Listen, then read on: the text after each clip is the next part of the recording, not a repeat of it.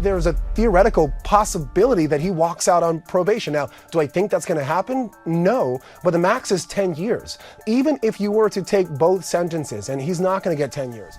He was found not guilty of racketeering, not guilty on count 2 and 4, which were charges, but he was found guilty on counts 3 and 5. Those were the transportation for the purposes of charges. Diddy, what's up? What's up? I'm here. I pulled up. What's up, baby? What's up? Cassie didn't have to say a word after the verdict, but Young Miami did. Couldn't wait for Cassie to run. You couldn't wait to be in Cassie's shoes. What she posted wasn't just tone deaf. It was a slap in the face to every woman who dared speak out against Diddy. My man in prison, he ain't do that to Anna. Free my motherfucker. My man in prison. And now, Cassie's lawyer is calling out the entire system, one that allowed people like Young Miami to celebrate while others suffered. This isn't just a messy post, it's a pattern, a dangerous one. And what Cassie's team revealed next, it changes everything you thought you knew about Young Miami's role in Diddy's empire.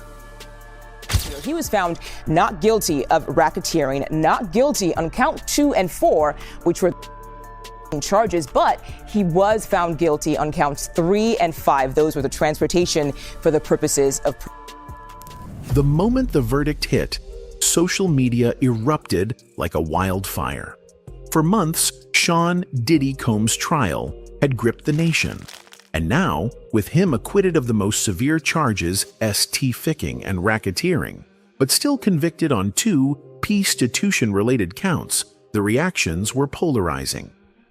In the middle of this chaos, Young Miami, real name Karesha Brownlee, decided to speak, not in a statement, not in a thoughtful reflection, but with an Instagram story. A black and white video of Justin Bieber smiling and making a strange hand motion with his index finger and thumb. No context, no explanation, just that. Then she followed it up on X. 1111, 4 heart emojis, 2 posts that set the internet ablaze. Fans didn't hold back. One tweeted, "She's not a girl's girl and clearly will sell her soul for money." Another wrote, "Young Miami is the real example of a pick-me, a woman, a mother who has chosen to align herself with money and power at the expense of her own self and the common good of all women. She's a danger, and she needs to be stripped of all social capital before she harms women around her." Even longtime supporters couldn't defend her this time.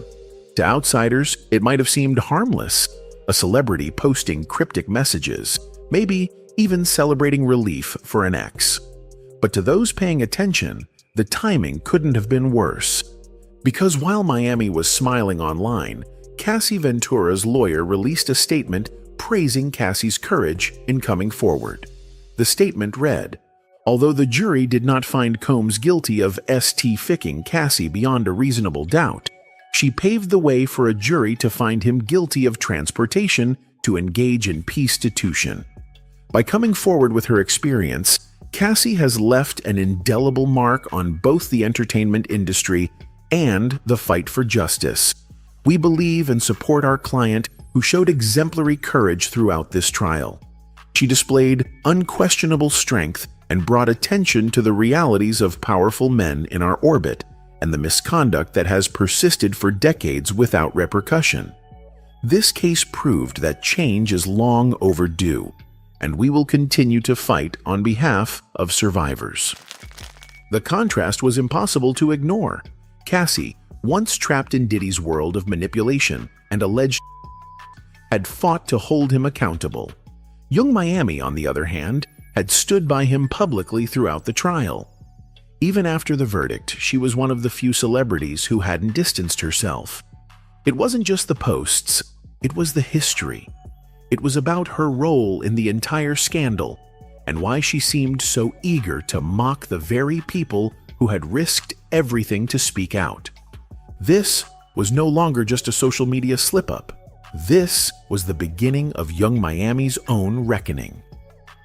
By the time Young Miami posted her smug tweet after Diddy's partial acquittal, the internet had already turned on her. But for many, this wasn't just about a tone-deaf post. It was about years of behavior that made her look less like a bystander and more like a willing participant in Diddy's dark world. Her relationship with Diddy had always been unconventional. You back in your bag. I'm back in my Stay bag. in your bag. Stay in Like your bag. you know you could fall out your bag, but you could get back in it though too. While he never publicly claimed her as his girlfriend, she was everywhere he was, on private jets, at award shows, even performing alongside him at the 2023 MTV VMAs. She flaunted expensive gifts, luxury trips, and an extravagant lifestyle. Now I'm coming to London, you know what I'm saying? So we're gonna turn this up. The celebration has begun. Sure, yes. Are you trying to hide, baby? Then came the bombshell rumors that Diddy was paying her $500,000 a month. At first, fans thought it was just messy blog gossip, but in light of Cassie's explosive lawsuit and the disturbing claims of freak-offs and coerced encounters, that figure started to make sense. Jaguar Wright didn't hold back. In a viral interview, she accused Young Miami of playing a role in Diddy's empire that was eerily similar to Ghislaine Maxwell's with Epstein. Like when I think of the title of her show, I'm like, is that what your victims be saying? Carisha, please? Well, fans dug up Miami's own words for proof. In a heated 2022 X feud with Gina Huang, another woman linked to Diddy, Miami had thrown around language that, in hindsight, sounded like more than just trash talk. It started when Gina posted a picture of Diddy kissing her cheek after the Billboard Awards. Miami fired back almost instantly. "Somebody please give this girl some attention," she tweeted.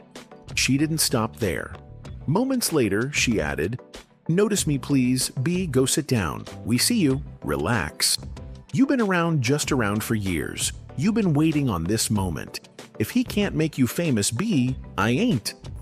But the comment that really set off alarms came next. "If I wanted you to eat my pee, Diddy would have had you on your knees by now." At the time, people laughed it off as classic city girl energy, unapologetic, brash, and wild. But after hearing Cassie describe how Diddy forced her into encounters with others while he watched, that tweet felt chillingly close to the reality Cassie had survived. It wasn't just Gina. Miami had a pattern of making flippant remarks that, when re-examined, hinted at her deeper involvement in Diddy's inner workings. Critics began to see her less as a girlfriend and more as a handler, someone who benefited from Diddy's power while ensuring his secrets stayed buried. Even her appearance raised questions. Cassie had claimed in her lawsuit that Diddy forced women to keep their nails painted white to please him. Photos of Miami at Diddy's events consistently showed her with those same white nails. It felt like a symbol, one fans could no longer ignore. Then there was her career. Miami's podcast, Cassie, Please, was hosted on Revolt TV, a platform owned by Diddy. When he stepped down as chairman amid mounting lawsuits, Miami announced the show was going on hiatus. Soon after, she started selling her branded merch in bulk. Fans speculated her brand's survival had been tethered to Diddy's influence from the start. Jaguar Wright painted an even darker picture. She claimed Miami wasn't alone in this role. A network of women allegedly worked behind the scenes, some recruiting, others enforcing silence, all ensuring Diddy's preferences were met. Wright alleged they even pressured family members into compromising situations. The backlash was relentless. What had once looked like a messy but glamorous relationship now seemed like evidence of something much more sinister. And with each new revelation, Young Miami's place in Diddy's empire felt less like coincidence and more like strategy. While Young Miami was busy posting cryptic videos and heart emojis, Cassie Ventura had already fought a battle most people couldn't survive. Her lawsuit against Diddy didn't just crack open the facade of a music mogul. It exposed years of torment behind the luxury and fame. Cassie had been with Diddy for over a decade. From the outside, their relationship looked like a dream. Private jets, diamonds, and front row seats to a lifestyle most could only imagine. But the reality she later described was nothing short of a nightmare. In her lawsuit, Cassie detailed how Diddy allegedly forced her into degrading and violent situations.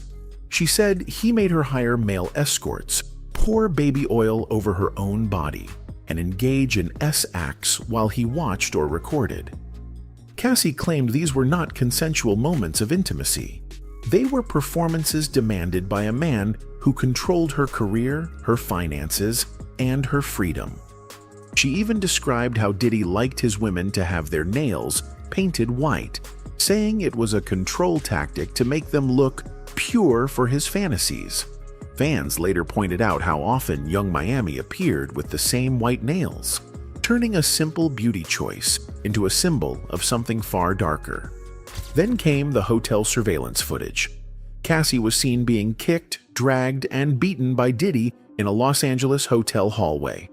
The video leaked months before his trial, but seeing it in court gave weight to her claims of long-standing. Text messages presented during the trial were equally chilling. In one, Cassie wrote, "I have scars all over and lumps in my face from getting hit. I need more than a surgeon. I need God." Diddy's reply was ice cold, "And you need to run to a plastic surgeon now." As the jury read the evidence, Cassie stayed silent in the public eye. No social media rants, no cryptic videos, just a quiet determination to see the process through. Her lawyer called her an example of courage in an industry built to silence survivors. But while Cassie carried her pain with grace, Young Miami's actions felt like a mockery of it all. Miami wasn't just tone-deaf, she seemed to revel in the chaos, aligning herself with a man whose own mother admitted he had a propensity for violence. To many, the contrast was painful. Cassie risked her career and reputation to take on one of the most powerful men in entertainment. Miami, on the other hand, appeared to benefit from the same system that chewed up and spit out women like Cassie. The charges against Sean "Diddy" Combs were steep. The jury, made up of 8 men and 4 women, was tasked with deciding on 5 criminal counts: racketeering conspiracy, 2 counts of ficking, and 2 counts of transportation for the purpose of peace-titution. But just days before closing arguments, prosecutors dropped some of the most explosive allegations. Attempted kidnapping? Gone.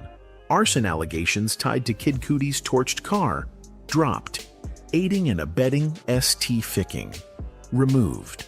According to legal documents, the government respectfully withdrew those predicate acts, stating they would no longer proceed on those theories. That decision dramatically narrowed the battlefield and reduced Diddy's potential sentence. What was once a possible 25 to life sentence now faced estimates of 7 years or less, assuming conviction on what was left. Assistant U.S. Attorney Christy Slavic told the jury, "The defendant used power, violence, and fear to get what he wanted. He thought his wealth and fame put him above the law." For 6 weeks, the courtroom heard testimony that painted a picture of unchecked power and terror. Cassie Ventura, Diddy's former girlfriend, testified over 4 harrowing days, describing a life that felt like a hostage situation with luxury trappings. She recounted being forced into disturbing encounters with male escorts while Diddy watched, filmed, or directed the events. These events, nicknamed freak-offs or hotel nights, were not consensual, she said. The jury also saw surveillance video of Diddy kicking, dragging, and beating Cassie in a Los Angeles hotel hallway. Jane, another witness who testified under a pseudonym, described a near-identical pattern of violence and coercion. She said Diddy gave her ecstasy, Xanax, and alcohol before forcing her into Group S. The defense tried to counter these claims by introducing an audio clip where Cassie shouted at Diddy, "Yeah, you don't have to see it, but it's my life and I'll kill you. No, I will kill you if you don't show me right now. I will kill you and I will hide you and I will cut you up and put you in the dirt right now." They argued this showed she wasn't always a powerless victim. Meanwhile, outside the courtroom, a different kind of drama was unfolding. As rumors grew that Diddy might cut a deal to reduce his sentence, fear began rippling through Hollywood. 50 Cent, never one to stay silent, took to Instagram with a pointed warning. He posted, "This thing is bigger than Nino Brown. LOL, New Jack Diddy." The image featured an AI-generated clip from New Jack City, with Wesley Snipes and Ice-T's faces replaced by Diddy and Jay-Z. It wasn't just a meme, it was a statement.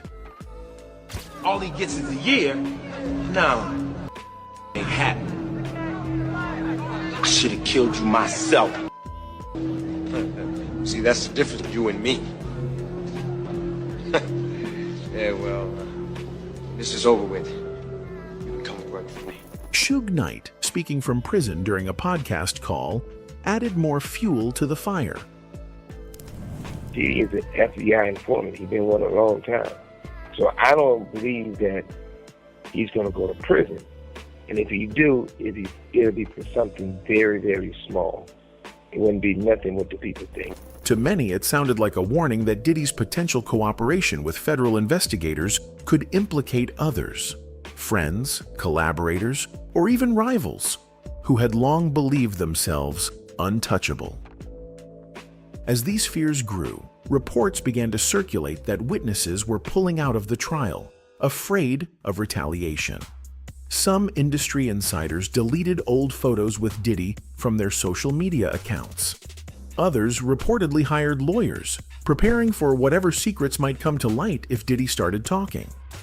At the same time, rumors swirled about Diddy's family planning a July 4th celebration in Miami, complete with fireworks and VIP guests. One source told Media Takeout, "I can't say for certain that Diddy's getting acquitted, but everyone's acting like he'll definitely be at the party." The trial had started as an attempt to hold one man accountable, but now it was exposing cracks in an entire system built on power, silence, and protection. And as the verdict approached, the question wasn't just whether Diddy would go down. It was who he might take with him.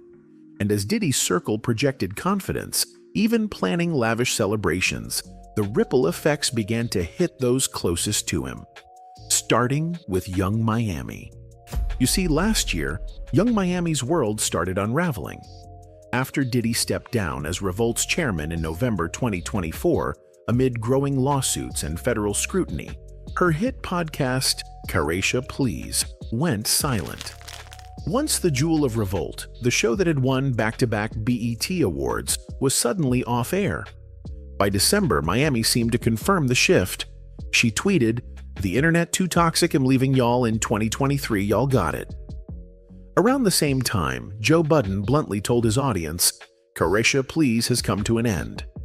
Her social media began to look different too. The luxury snapshots and private jets were replaced with heavy merch promotion. Hoodies, mugs, and hats with her branding. Then came the luxury closet sales.